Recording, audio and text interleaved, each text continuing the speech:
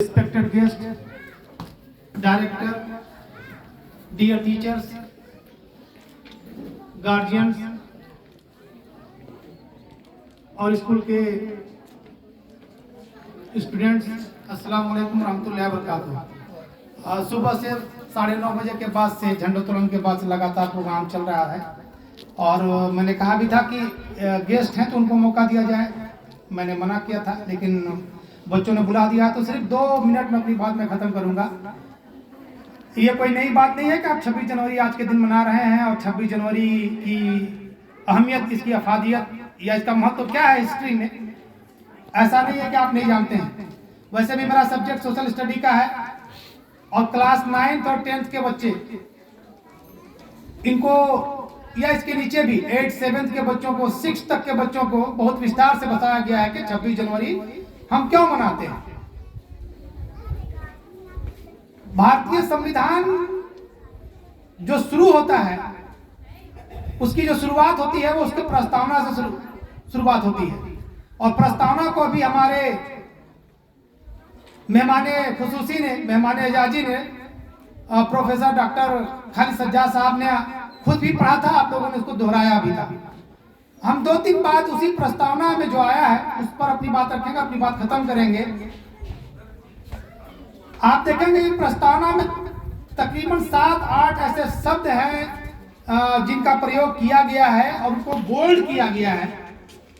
उसमें एक शब्द है समानता, एक शब्द है स्वतंत्रता, एक शब्द है समाजवादी, एक शब्द है गणतंत्र, एक शब्द है धर्मनिरपेक्ष और एक शब्द है संप्रभुता।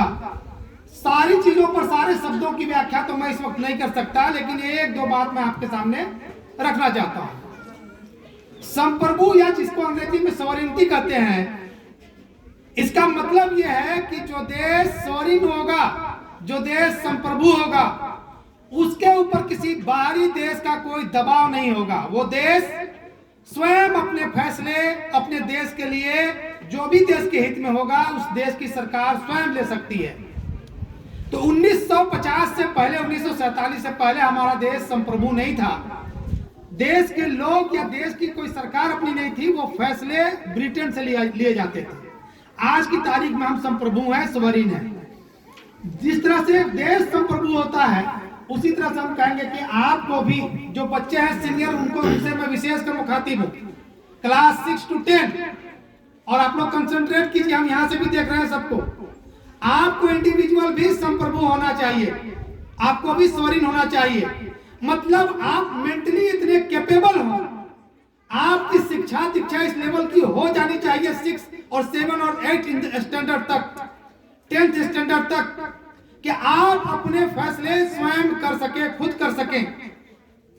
आप मशवरे जरूर लें, आप अपने वालिदैन, अपने माँ बाप के मशवरों को भी अहमियत दें, लेकिन आपकी कैपेबिलिटी खुद ऐसी होनी चाहिए, आपके पास इतना क्षमता होना चाहिए कि किसी मसले में, घर के किसी मसले में आप बड़ों को ये राय दे सके, मशवरा दे सके कि मेरे ख्याल से ये काम करने से मुनासिब है, होगा।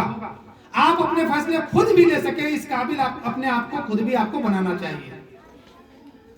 समानता की जब हम बात करते हैं तो कहा गया है कि इस देश में बसने वाले हर नागरिक, सारा नागरिक, सभी नागरिक बराबर हैं। और धर्मनिरपेक्ष का मतलब बताया गया कि देश का अपना कोई धर्म नहीं होगा। ये देश धर्म की बुनियाद पर किसी भी एक धर्म को किसी भी तरह की का विशेषाधिकार, प्रिविलेज प्राप्त नहीं होगा।